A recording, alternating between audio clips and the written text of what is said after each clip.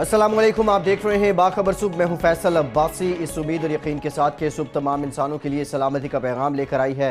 आपकी सुबह को, आपके दिन को बाखबर बनाने के लिए हम हाजिर हैं। मेरे साथ इस्लामाबाद स्टूडियो में तशरीफ रखते हैं सीनियर सहाफ़ी, सीनियर तजियाकार इकराम होती साहब। बहुत शुक्रिया होती साहब आपके वक्त का। उनके साथ ही साथ तशरीफ फरमा है सीनियर कॉरेस्पॉन्डेंट 92 न्यूज़ तजियाकार सुहेल इकबाल भट्टी साहब। भट्टी साहब आपका भी शुक्रिया। इस्लामाबाद स्टूडियोज़ में ही हमें ज्वाइन किया है रोज़नामा 92 न्यूज़ के नुमाइंदे ज़ीशान जावेद ने भी। ज़ीशान आपका भी शुक्रिया। दीगर शहरों से भी हमारे नुमाइंदगान हमें ज्वाइन करेंगे, उनसे भी गुफ्तगू करेंगे और ख़बरें लेने की कोशिश करेंगे। एक बहुत बड़ा फैसला सामने आया है हुकूमत पाकिस्तान की जानिब से, बिलखुसूस वज़ीर-ए-आज़म पाकिस्तान की जानिब से तवानाई बहरान से निपटने के लिए अब अगले 25 साल के लिए एनर्जी पॉलिसी वज़ा की जाए। इसके कुछ तो खदोखाल भट्टी सब सामने आए हैं, लेकिन कोर कौन से एरियाज़ हैं जो इससे पहले निगलेक्टेड थे और वज़ीर-ए-आज़म ने उनको एड्रेस करने की कोशिश की और उसके लिए इक़दामात करने के लिए कितनी दिक्कत होगी, कितनी मुश्किलात होंगी? फैसल, देखिए, जब भी नई गवर्नमेंट आती है वो नई पॉलिसीज़ बनाने के हवाले से खुसूसी तवज्जो देती है। जिन लोगों को टास्क दिया जाता है कि मसाइल को हल करना है, उनको मसाइल को हल करने की जानिब सबसे आसान काम उनके यही होता है कि आप नई पॉलिसी बनाकर प्राइम मिनिस्टर के हवाले कर दें। मुस्लिम लीग नून की गवर्नमेंट ने 2003 में जब इक़्तिदार संभाला था तो जुलाई 2013 में वो भी पहले ही एनर्जी पॉलिसी लेके आए थे जिसका नाम पावर जनरेशन पॉलिसी था। अब यहाँ पर भी आइंदा, लेकिन ये मुख्तलिफ पाकिस्तान तहरीक इंसाफ का इस मरतबा ये इक़दाम ज़रूर है, ये पॉलिसी एनर्जी पॉलिसी कोई 5 या 10 साल के लिए नहीं बल्कि 25 साल के लिए लाने का फैसला किया गया है। लेकिन इस एनर्जी पॉलिसी से बड़ा जो इस वक्त आवाम के लिए तवज्जो का बाइस है वो मामला ये था कि बिजली की कीमतों में इजाफे का मामला। गुज़श्ता 1.5 माह से मुसलसल इक़्तिसादी राब्ता कमेटी की जानिब से ये कोशिश की जा रही है कि बिजली की कीमतों में इजाफा किया जाए। 6 से ज़ायद इजलासों के अंदर बिजली महंगी करने से मुतल्लिक समरी पेश की जा चुकी है। पावर डिवीज़न और उसके साथ साथ वजारत ख़जाना का इकनॉमिक रिफॉर्म यूनिट और उसमें एक मौजूद खकान साहब नामी एक अफसर जो आलमी मालियाती इदारों की भी बड़े मंजूर नज़र कंसीडर किए जाते हैं, उन्होंने एक वर्किंग तैयार कर रखी है कि बिजली की कीमतों में हमने इजाफा करके 525 अरब रुपए कलेक्ट करने हैं। गुज़श्ता रोज़ भी यही अटैम्प्ट की गई, लेकिन वज़ीर ख़जाना और चेयरमैन ECC इस बात पर कायल ना हुए।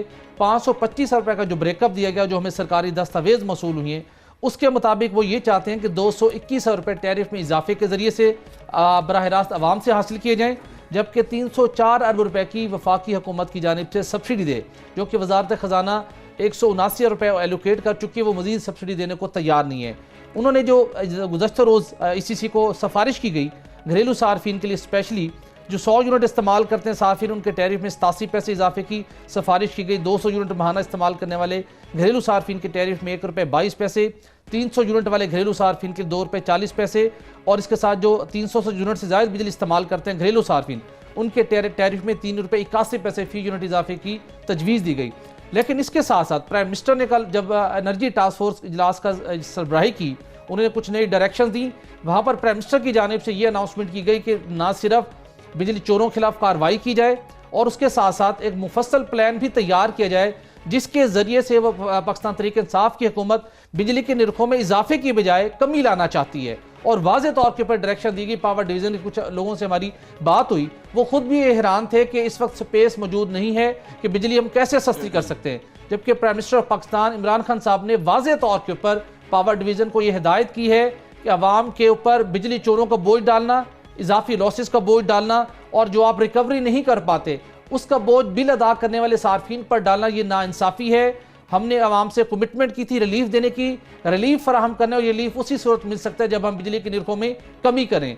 इस वक्त को बिजली की कीमतों में कमी की गुंजाइश नज़र नहीं आती और रवां हफ्ते के दौरान ही ECC की जानिब से इम्कान है इस बात का कि जो पावर डिवीज़न को हिदायत की गई है कि आप हतमी प्रपोजल लेके आएँ जिसके अंदर आप बताएं कि आंदा 6 से 10 माह के दौरान आप रिकवरी में कितना इजाफा करेंगे, आप अपने टेक्निकल लॉसेज में कितनी कमी करेंगे और उसके साथ बिजली चोरी में कितनी कमी करेंगे। उसके बाद बिजली की कीमत में इजाफा किया जाएगा। ये फैसला रवां हफ्ते कर लिया जाएगा। लेकिन जो सबसे बड़ा चैलेंज बन चुका है पावर डिवीज़न के लिए, उमर अयूब साहब के लिए और वज़ीर ख़जाना असद उमर के लिए कि प्राइम मिनिस्टर ने ये अहकामात दिए हैं कि हमने रवां माली साल के दौरान बिजली के निर्खों में कमी करनी है, जो कि एक बहुत बड़ा चैलेंज है। उसके लिए वर्किंग करने के हवाले से जो प्लान बनाया गया है वो यही प्लान बनाया गया है कि मुल्क भर में बिजली चोरों के खिलाफ बिला इम्तियाज़ क्रैक डाउन किया जाए, बिला इम्तियाज़ उनके खिलाफ कार्रवाई की जाए। होती साहब, आपको याद होगा 28 सितंबर को हमने ये स्टोरी ब्रेक की थी, अपने प्रोग्राम में नाज़रीन के साथ शेयर की थी कि वज़ीर-ए-आज़म उससे पहले हदायत दे चुके थे लेकिन उसको पब्लिक नहीं किया गया था इस हवाले से वर्किंग मुकम्मल की जा चुकी है और पहली मरतबा मुल्क भर में बिजली चोरों के खिलाफ एक बहुत बड़े पैमाने के ऊपर क्रैकडाउन होने जा रहा है। पंजाब की सतह के ऊपर चूंकि हमारी 5 बड़ी तकसीम कार कंपनियां पंजाब में काम करती हैं, बिजली चोरी का ओवरऑल जो हुजम देखते हैं, चूंकि बिजली की खपत पंजाब में बहुत ज्यादा है जी, तो पंजाब के हवाले से वज़ीर आला पंजाब की सरबराही में ये कमेटी कायम कर दी गई है। सिंध, बलोचिस्तान और खैबर पख्तूनख्वा के हवाले से भी मुख्तलिफ प्लान पर गौर किया जा रहा है। उसके अंदर 2 ऑप्शन और भी जेर गौर हैं। पहले मरले के अंदर अगर बिजली चोरों के खिलाफ मौसर कार्रवाई से बिजली चोरी के ऊपर मौसर खातिर खा कमी नहीं लाई जा सकी, तो वो मुख्तलिफ फीडर्स, वो मुख्तलिफ इलाके जहाँ बिजली चोरी का तनासुब बहुत ज़्यादा है, उनको प्राइवेटाइज कर दिया जाएगा सिर्फ बिलों की कलेक्शन की हद तक। एक पॉइंट के ऊपर उस इलाके को बिजली दी जाएगी और किसी भी कंपनी को मखसूस मार्जिन के ऊपर उसकी ये जिम्मेदारी होगी कि उस इलाके के अंदर सूबाई हुकूमत के ताउन से, ज़िली हुकूमत के ताउन से वो बिजली की रिकवरी करे। ये मॉडल, ये project, pilot project Khyber Pakhtunkhwa में पेस्को रीजन में पहले ही एक्सपेरिमेंट इसका किया जा चुका है। उसके साथ जो प्राइम मिनिस्टर ने नई डायरेक्शन दी हैं, वो ये चाहते हैं कि गुज़श्ता 5 सालों के दौरान मुस्लिम लीग नून की गवर्नमेंट ने सिवाय LNG को प्रमोट करने के अलावा लोकल गैस की पैदावार के ऊपर फोकस नहीं किया। गुज़श्ता रोज प्राइम मिनिस्टर के सामने वजारत तवानाई ने तमाम अदाद शुमार रखे, दस्तावेज रखी कि किस तरीके के साथ DGPC को, DG पेट्रोलियम कंसेशन को रोका गया, कोई भी एक बिडिंग ग्राउंड नहीं होने दिया गया तेल और गैस की तलाश के लिए नए लाइसेंस के अजरात से मुतल्लिक। प्राइम मिनिस्टर ने हिदायत जारी की हैं कि OGDCL के ताउन से मुल्क भर के अंदर साइजमिक सर्वे करवाया जाए ताकि हमें नए ब्लॉक की एलोकेशन का पता चल सके और उसके साथ आइंदा 2 से 4 माह के दौरान नए बिडिंग ग्राउंड के जरिए से तेल और गैस के पैदावारी, तेल और गैस तलाश करने के लाइसेंस जारी किए जाएंगे। लेकिन सबसे इंपॉर्टेंट फैक्टर ये है कि जो प्राइम मिनिस्टर ने गुज़श्ता रोज डायरेक्शन दी है, अगर पावर डिवीजन से उसके ऊपर अमल करवा लिया गया तो अगर रवा हफ्ते बिजली के निर्खों में इजाफा होने जा रहा है तो रवा माली साल के दौरान ही हम बिजली की कीमतों में एक मरतबा कमी ला सकते हैं। ठीक है भट्टी साहब, लेकिन ये इंटायरली एक ज़िगज़ैग है। अब बहस ये चल रही थी कि बिजली की कीमतें ऊपर जाएंगी, बढ़ेंगी, और अब प्राइम मिनिस्टर की हिदायत ये है कि बिजली सस्ती की जाए।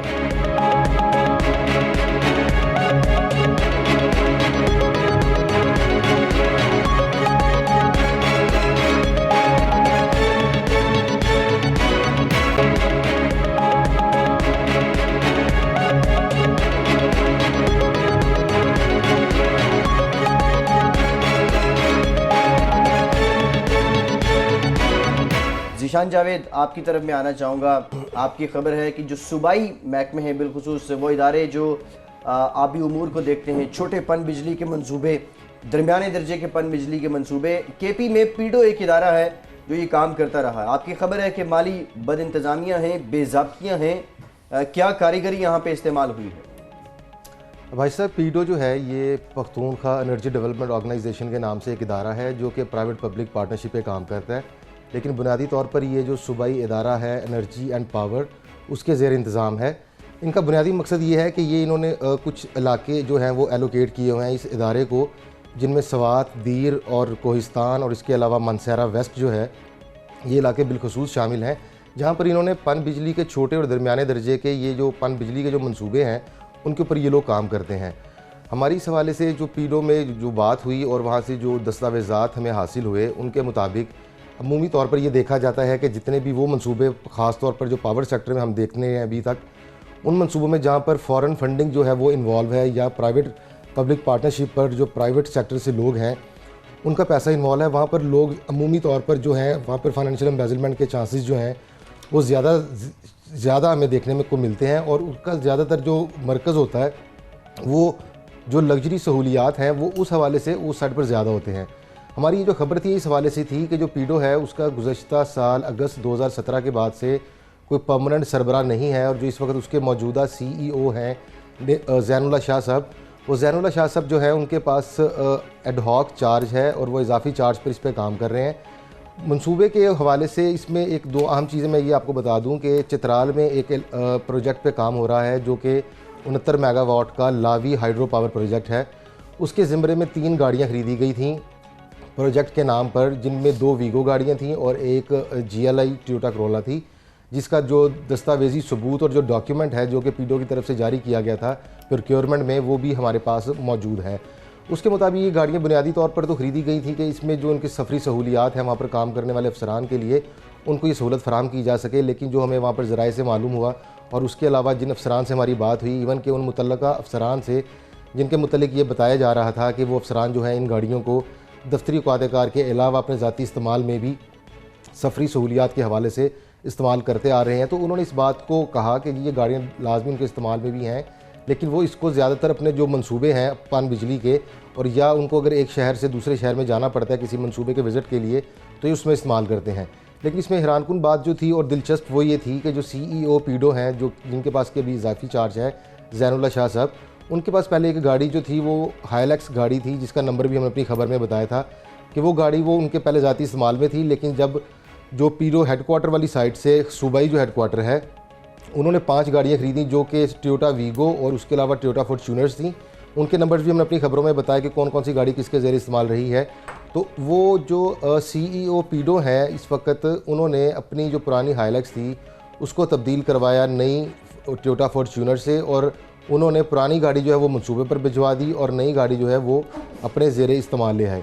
इसके अलावा कुछ ऐसी खबरें भी उसमें सामने आई थी जिनकी बाकायदा तौर पर जब हमारी बाद में CEO जो पीडो हैं उनसे बात हुई, ज़ैनुल्लाह शाह साहब, या उसके अलावा जो लावी प्रोजेक्ट के प्रोजेक्ट डायरेक्टर हैं नेमत खान साहब, उनसे भी हमारी बात हुई। तो उन्होंने गाड़ियों के हवाले से और उनके रजिस्ट्रेशन नंबर्स के हवाले से जो हमने उनको बताया कि ये गाड़ियाँ जो हैं ये आप लोगों के ज़ेरे इस्तेमाल हैं, और इसके हवाले से ये मालूमात हैं कि ये गाड़ियाँ प्रोजेक्ट के अलावा ज़ाती इस्तेमाल में भी हैं। तो ज़ाती इस्तेमाल का जो फैक्टर था उसको तो उन्होंने डिनाई किया, लेकिन उन्होंने इस चीज़ को कहा कि ये जो गाड़ियाँ हैं ये मंसूबे के लिए ही इस्तेमाल हो रही हैं।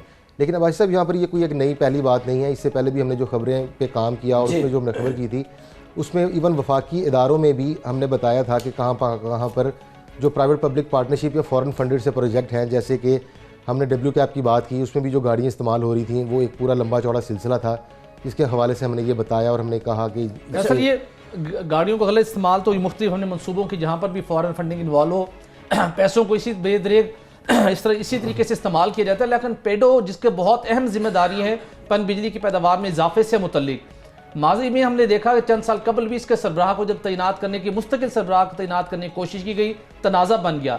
अब भी एक्टिंग चार्ज के ऊपर है, इस इदारे के सरबराह का मुस्तकिल तौर के ऊपर तकर्रुर क्यों नहीं किया जाता?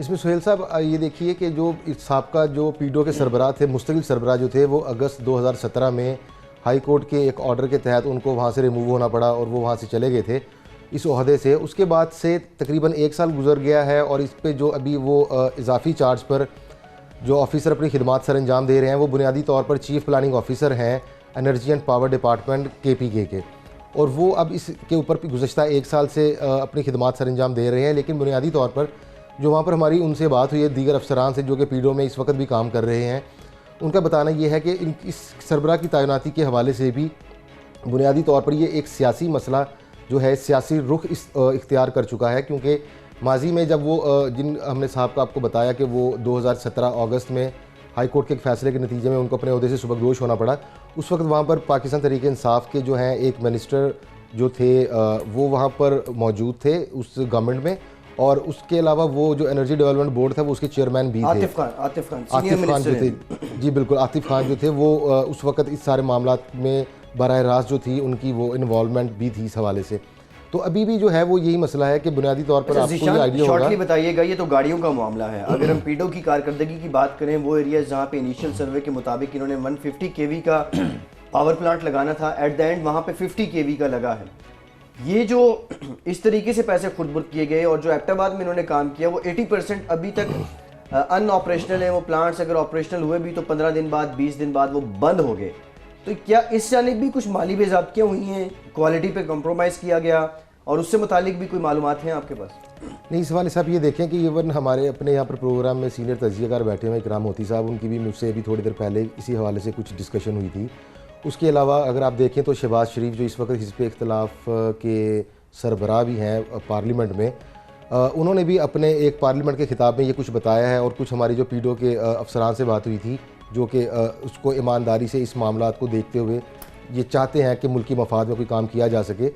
तो वो आपकी बात बिल्कुल दुरुस्त है कि एबटाबाद के अलावा भी, जैसे लावी प्रोजेक्ट की मैंने आपको मिसाल दी, उसके अलावा जो कोहिस्तान वाली साइड पर ये 150 मेगावाट तक के जो छोटे और दरमियाने दर्जे के डैम्स पे काम कर रहे हैं, उसमें ऐसी खातिर खा अभी तक कोई डेवलपमेंट नहीं हो सकी। लेकिन गुज़श्ता 1 साल के दौरान इन्होंने इन मनसूबों की मद में जो सरकारी अदाद-ओ-शुमार है उसके मुताबिक 10 अरब रुपया ये अब तक खर्च कर चुके हैं गुज़श्ता 1 माली साल के दौरान। तो वो एज सच अभी उसके ऊपर कोई हमें मुस्बत जो है पेशरफ्त या कोई ऐसी अचीवमेंट नज़र नहीं आ रही पीडीओ की जिसके हवाले से हम ये कह सकें कि उनकी किसी काबिश की वजह से बिलखसूस खैबर पख्तूनख्वा और उससे मुतल्लिका जो फाटा के इलाके हैं वहाँ पर बिजली की पैदावार में कहीं पर इजाफा वाज़े तौर पर देखने में नज़र आया हो, या आवाम की जो आवाम को वहाँ पर बिजली के मामलात के हवाले से कहीं पर रिलीफ जो है वो ऐसे बहुत शुक्रिया जीशान, बहुत शुक्रिया आपका, आप हमारे साथ मौजूद थे। होती से बात कर पाऊँगी, ये तो कुछ तवानाई के मामलात थे, पहले हिस्से में हमने डिस्कस किए। ECL में नाम डाला जाता है बहुत से लोगों का जिन पे कुछ इल्ज़ामात होते हैं, शक व शुबहात होते हैं। अब सुना है कि इसमें ECL में नाम डालने के तरीक़ेकार में भी कुछ तब्दीली लाई जा रही है। जी, ये पहले मालूम नहीं था, और ये सेनेट की जो इंटीरियर कमेटी है रहमान मलिक साहब के थे, उनको लोग आकर दर्जनों की तादाद में शिकायतें कर रहे थे और पिछले 6 महीने से कर रहे थे कि हमारा नाम ECL में डाला है और हमें पता ही नहीं है। हमने बोर्डिंग कार्ड एयरपोर्ट पे लेते वक्त ये बताया गया कि भाई आपका नाम ECL पे है, तो हमें 3 चीज़ें मालूम ही नहीं होती कि क्यों डाला गया नाम, नंबर 2 किसने डाला है, और मेरे पे केस क्या है। ये 3 चीज़ें मालूम ना होने की वजह से उसे ये भी नहीं मालूम होता था कि अब मैं कहाँ जाऊँ, किससे नाम क्लियर कराऊँ। अच्छा, अब ये मसला था प्रोसीजर का। प्रोसीजर में ये था कि ये मालूम ही नहीं था कि किसका इख्तियार है कि नाम कौन डालेगा। आया एक पुलिस इंस्पेक्टर डाल सकता है, आया FIA का एक बंदा डाल सकता है, आया NAB का एक बंदा डाल सकता है, कौन डाल सकता है ECL पे नाम, और सेंट्रली किसके पास पावर है कि वो नाम आने के बाद उसको रखे या उसको निकाल दे, ये पावर किसके पास है। ये सारा तरीका मालूम ही नहीं था, और इसमें 6 महीने लग गए इस एक प्रॉब्लम पे कि ये इख्तियार किसका है कि किसने नाम डालना है ECL पे लोगों का, और वो किसने इसका नाम निकालना है, और वो इल्ज़ाम क्या होना चाहिए, और वो स्टेज क्या होनी चाहिए इंक्वायरी की जिस पर किसी का नाम डालना चाहिए, और किस किस्म का इल्ज़ाम हो तो ECL पे नाम डालना है वरना नाम नहीं डालना। ये जो मसला बना हुआ था इसको 6 महीने लग गए। बिल आखिर अब 3 चीज़ें तय कर ली गई हैं। नंबर 1 कि ECL में नाम डालने के बाद कम से कम 15 दिनों में आपने उन बंदों को बता देना है कि ज़्यादा से ज़्यादा 15 दिनों में कि भाई आपका नाम ECL पे है। फिर उसके बाद उसको आपने ये मौका देना है कि वो क्लैरिफाई करे कि उसने तो ऐसी कोई काम नहीं किया। तीसरा कि सिर्फ आला अदालतें जो हैं वहीं अगर प्रपोज करेंगी तो नाम ECL पे डलेगा, वरना नहीं डलेगा अगर केस की सूरत में हो। अगर कोई पॉलिटिकल मसला हो तो वो बताना पड़ेगा रियासत को कि हम आपका नाम ECL पे डाल रहे हैं, तो वो भी अदालत में जाके डालवाएंगे। ये जो है तरीका ये अब अडॉप्ट किया जा रहा है। अब ये तरीका कामयाब होगा कि नहीं इसकी भी गारंटी नहीं है। क्यों? इसलिए कि इन्होंने ये कहा है कि जब वजारत दाखिला नाम डालेगी तो वो जो केस जिस अदालत में है उसको बताएगी कि केस की हमारे पास इतना सबूत है। अगर वो सबूत काफ़ी ना हुआ तो फिर भी नाम नहीं डलेगा, और अगर उसकी इंक्वायरी की स्टेज मुकम्मल हो चुकी है तो तब ही नाम डाला जा सकेगा। इस मसले में फंसे हुए लोगों की सबसे बड़ी शिकायत ये थी कि हमें तो बताया पता ही नहीं है।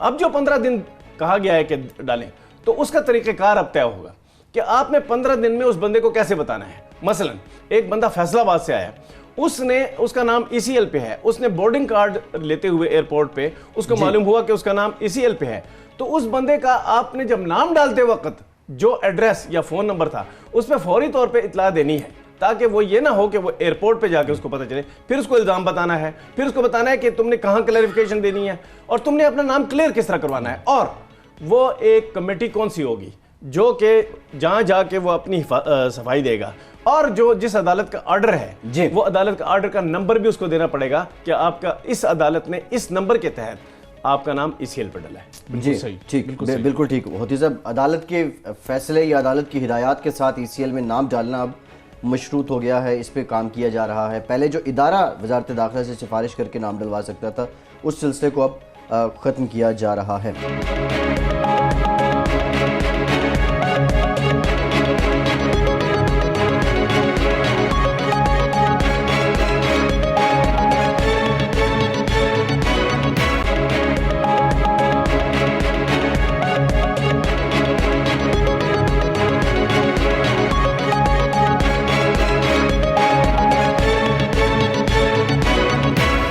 ब्रेक के बाद एक बार फिर से आपको खुशामदीद कहेंगे। कराची से फरीद आलम हमारे साथ लाइन पे मौजूद हैं। फरीद, इससे पहले हम बात कर रहे थे, आप बता रहे थे कि वाटर एंड सीवरेज बोर्ड को निजकारी का जो मंसूबा बनाया गया है उस पर 10 दरपर्दा कुछ मकासद हैं, कुछ लोगों को नवाजा जा रहा है। कौन से लोग हैं जिन्हें नवाजा जा रहा है? जी, सिंध गवर्नमेंट जो है तवील अरसे से जो है एक प्लानिंग में मसरूफ़ है, जिसके लिए उन्होंने वाटर बोर्ड के अंदर पहले तो एक अपने बहुत ही ख़ास अफसर खालिद शेख को तैनात किया, जो कि पब्लिक प्राइवेट पार्टनरशिप प्रोजेक्ट के डायरेक्टर भी हैं। उन्होंने ये सारे आने के बाद सारे प्रोजेक्ट बनाए। जब वो पहली मरतबा यहाँ पर डीएमडी फाइनेंस तैनात हुए थे, जब भी वो ये कोशिश कर रहे थे कि वाटर बोर्ड की बहुत सारी चीज़ों को प्राइवेटाइज कर दिया जाए, जिसमें रिकवरी है। वाटर बोर्ड की मौजूदा रिकवरी इस वक्त 65 करोड़ रुपये जो है वो आम सार्फिन से है, और हाइड्रेंट से उनकी आमदनी तकरीबन 10 करोड़ रुपए, जो मिला के तकरीबन 80 करोड़ रुपए 76 करोड़ रुपए बनती है। इसमें अप एंड डाउन होता रहता है, कभी 80 करोड़ हो जाती है, कभी 82 करोड़, कभी 70 करोड़, कभी 76 करोड़। लेकिन जो वाटर बोर्ड की आमदनी की असल वजह है कम होने की, वो पानी का शॉर्टेज है, शॉर्टफॉल है। पानी जब कम हुआ तो बहुत सारे इदारों से, बहुत सारी जगहों से पानी इनको कम हो गया। इनको स्टील मिल से पानी की कीमत में 6 करोड़ रुपए आते थे, लेकिन पानी नहीं है तो स्टील मिल से भी अब उनको करोड़ रुपए, 1.25 करोड़ रुपए की आमदनी है। इसी तरह केपीटी से इनको बड़ी आमदनी थी, लेकिन पानी नहीं है तो केपीटी ने भी इनको पैसे देना बंद कर दिया। इसी तरह पीआईएल की तरफ भी पानी में करोड़ों रुपए इनको मिलते थे, लेकिन पानी नहीं है तो उन्होंने भी बंद कर दिया। इसी तरह जो यहाँ पर होटल्स हैं 5 स्टार, 4 स्टार, 3 स्टार, इनसे 40-50 लाख रुपए की इनकी आमदनी है। देखिए, पानी की कमी की वजह से वाटर बोर्ड की आमदनी में बड़ा फर्क आया है। अगर पानी शहर में होगा तो आमदनी खुद ब खुद सही हो जाएगी। अब ये चाहते हैं कि वाटर बोर्ड की जो आमदनी है, रिकवरी है, इसको प्राइवेटाइज कर दिया जाए। वाटर बोर्ड की जो रिकवरी RRG डिपार्टमेंट है, इसके अंदर तकरीबन 900 एम्प्लॉइज काम करते हैं, जिनकी तनख्वाहों का हजम बनता है 5 से 7 करोड़ रुपए। लेकिन जब आप इसको प्राइवेटाइज करेंगे तो जाहिर बात है जो कंपनी इसको लेगी तो वो कुछ ना कुछ अपना परसेंटेज रखेगी, 10%, 15%, 20%। 1 अरब रुपए का टारगेट है, रिकवरी टारगेट है वाटर बोर्ड का, जिसमें से 80-82 करोड़ रुपए ये वसूल कर रहे हैं। अगर वो कंपनी 1 अरब रुपए इनका टारगेट अचीव भी कर लेती है तो 10 से 15% जो कमीशन लेगी, 10 से 15 करोड़ रुपए इनको उस कंपनी को देना पड़ेंगे। उसके साथ साथ इन्हें जो मुलाजमीन है 5-7 करोड़ रुपए तनख्वाह उनको भी देना पड़ेगी। तो ये कोई समझ में आने वाला कारोबार नहीं आ रहा। हमें समझ नहीं आ रहा कि ऐसा कौन सा कारोबार है कि आप एक तरफ मुलाजमीन को भी तनख्वाह देंगे, दूसरी तरफ रिकवरी करने वाले इदारे को भी देंगे। तो दरअसल मकसद ये है कि किसी ऐसी कंपनी के, बहुत करीबी कंपनी को ये फायदा पहुंचाना चाहते हैं जिसको 10-15 करोड़ रुपए की आमदनी देना चाहते हैं, जबकि वाटर बोर्ड की रिकवरी बेहतरीन है। ये कहते हैं, वर्ल्ड बैंक ने रिपोर्ट दी कि आपके पास 2 करोड़ रुपए के शहर में सार्फिन है और 5 लाख लोग बिल देते हैं। तो उसकी दूसरी बड़ी वजह यह कि हुकूमत सिंध 10 साल से इस इदारे को चला रही है। तीसरा टेन्योर है इनका। 10 साल से बराह रास्त हुकूमत सिंध इस इदारे की मालिक है, तो उसने करप्शन और नाजायज गैर कानूनी कनेक्शन के ऊपर काबू क्यों नहीं पाया? इसकी बराह रास्त जिम्मेदार हुकूमत सिंध है, वजीर बल्दियात है, सेक्रेटरी बल्दियात है और चीफ सेक्रेटरी है। कराची का जो पानी चोरी होता है धावेजी से लेके एनीके और एनीके से लेके हब पंपिंग स्टेशन तक, ये तमाम पानी जो चोरी हो रहा है या तो कच्ची आबादियों में जा रहा है या बासर जो सियासी वडेरे उनकी जमीनों को सराब कर रहा है। अच्छा फरीद आलम, कराची वाटर सीवरेज बोर्ड जिसके अंदर जो खराबियां जिनकी आपने निशानदेही की, इसके अंदर हुकूमत उनको दूर नहीं कर रही बल्कि निजकारी का प्लान कर रहे हैं। कराची के अंदर एक और इदारा जिसका नाम KEC था, फिर बाद में इलेक्ट्रिक हुआ, उस वक्त भी इसी वजह से निजकारी की गई कि कराची के अंदर बिजली की फराहमी बेहतर होगी, आवाम को बेहतर सर्विसेज मिलेंगी। फिर हमने देखा कि निजकारी नाकाम हुई और कराची के लोगों के मसाइल बिल्कुल कम ना हुए। Karachi water and sewerage board की इलेक्ट्रिक का अरबों रुपए का नादहिंदा भी है। आप इसकी निजकारी करेंगे तो अरबों रुपए के वाजबात कौन अदा करेगा? और उसके बाद जो हम इलेक्ट्रिक का एक एक्सपीरियंस आपके सामने है, कौन गारंटी करता है कि सिर्फ निजकारी से ही वाटर एंड सीवरेज बोर्ड की कारकर्दगी बेहतर बनाई जा सकती है? जी बिल्कुल सही कह रहे हैं आप। कराची में इलेक्ट्रिक वाला तजुर्बा निहायत नाकाम हुआ है, जिसकी वजह से लोग शदीद अजियत में मुब्तला हैं। उसके बाद कराची का जो अहम महकमा है पानी पूरे कराची की, पूरे पाकिस्तान की, पूरी दुनिया की अहम ज़रूरत है। इसको किसी सूरत में भी आप प्राइवेटाइज करके इसमें होने वाली करप्शन को काबू नहीं पा सकते। काबू तो पाना था इंतजामी अफसरान को, वज़रा को, हुकूमत सिंध को, वज़ीर आला को, लेकिन उन्होंने इस पर तवज्जो नहीं दी। तमाम करप्शन जो हुई है हुकूमत सिंध की सरपरस्ती में हुई है। हुकूमत सिंध अगर इसको समझती है कि प्राइवेटाइज करके निजी इदारे के देने के बाद हम इसको निकल जाएंगे इस मामला से, तो नहीं निकल सकती। हुकूमत सिंध चाहती है कि इसके जो वसाइल हैं, असल चीज पानी की तकसीम नहीं है। असल चीज आप समझे इस बात को कि जो जमीन वाटर पंप के, जो वाटर बोर्ड के पंपिंग स्टेशन है, इनके तरफ अरबों रुपए मालियत की जमीन है। वाटर बोर्ड की जो कॉलोनियां हैं वो प्राइम लोकेशन पर बनी है, उनकी कीमत खरबों रुपए। कराची से हमारे साथ मौजूद वाटर एंड सीवरेज बोर्ड की निजकारी का मंसूबा, इसके साथ सफारी पार्क की भी निजकारी के मंसूबे पर भी सिंध हुकूमत अब काम कर रही है। भट्टी साहब, आपकी तरफ आऊँगा। वज़ीर-ए-आज़म के एक इनिशिएटिव और पहले भी जो इंतखाबात से पहले भी उनके ऐलानात थे, वज़ीर-ए-आज़म हाउस को अब तालीमी इदारा बनाने के लिए बड़ी पेशरफ्त हुई है, लेकिन स्ट्रेटेजिक बिल्डिंग है ये, और फिर उसकी जो लोकेशन है वो भी बड़ी सेंसिटिव है। इन सारे मैटर्स को मद्देनज़र रखते हुए PC1 जिससे मुतालिक आप बताने जा रहे हैं, क्या इन पहलुओं को भी मद्देनज़र रखा गया है? फैसल एग्जैक्टली इन तमाम पहलुओं को मद्देनज़र रखा गया, चूँकि वज़ीर-ए-आज़म हाउस को यूनिवर्सिटी बनाना तरीक़े इंसाफ की हुकूमत का 100 रोज़ा प्लान का हिस्सा था। अनाउंसमेंट की गई, वफाकी कैबिना में इस मामले को ज़ेर गौर लाया गया, टास्क फोर्स से कायम की गई, खसूसी कमेटी कायम की गई, उसने अपना काम मुकम्मल कर लिया है। और ख़बर यह है कि वज़ीर-ए-आज़म हाउस को state of the art national university बनाने के लिए इब्तदाई जो तमाम तर लवाजमात थे वो पूरे कर लिए गए हैं। जो हमें सरकारी दस्तावेज़ मौसूल हुई हैं, इस हवाले से वजारत कानून, वजारत कैड और उसके साथ साथ जो मुतल्लिका दीगर इदारे हैं, PWD की हम बात करें, हम CDA की बात करें, सब ने मिलकर इन तमाम पहलुओं का जायज़ा लिया है जिनकी जानिब आपने निशानदही की। पहला मामला ये था जो टास्क फोर्स ने इसके ऊपर काम किया कि यूनिवर्सिटी का जो चार्टर्ड हम आपने हासिल करना है उसका ड्राफ्ट बाज़ाब्ता तौर पर तैयार कर लिया गया है, और आइंदा किसी भी वफाकी कैबिना के इजलास में नेशनल यूनिवर्सिटी जो कि प्राइम मिनिस्टर हाउस में जिसको तब्दील करके नेशनल यूनिवर्सिटी बनाया जा रहा है, वफाकी कैबिना से मंजूरी हासिल करने के बाद पार्लियामेंट से ये चार्टर्ड मंजूर करवाया जाएगा।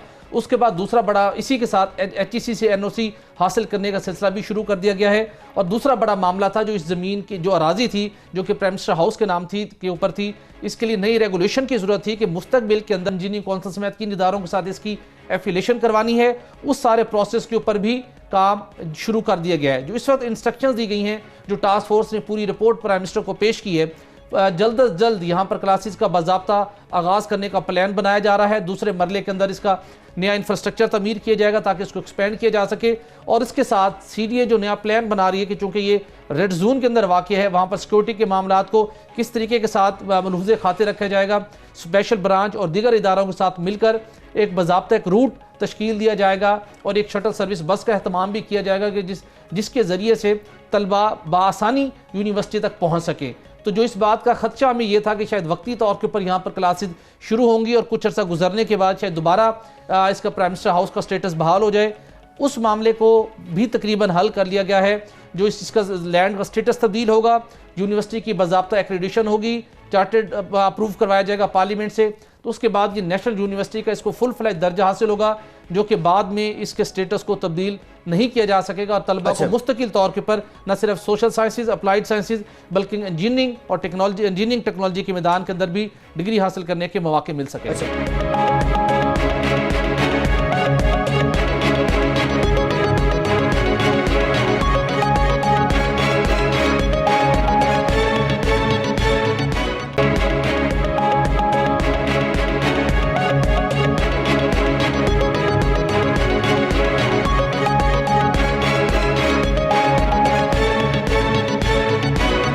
कराची से वकील रहमान हमारे साथ मौजूद हैं, उनसे ज़रा हम जानने की कोशिश करेंगे। वकील, आपकी खबर है जो बैंक के अंदर लॉकर्स हैं इनके अंदर काला धन रखा जाता है, बताइएगा ये यहाँ पे क्या तरीक़ाकार इस्तेमाल हो रहा है, बैंक्स के अंदर काला धन कैसे?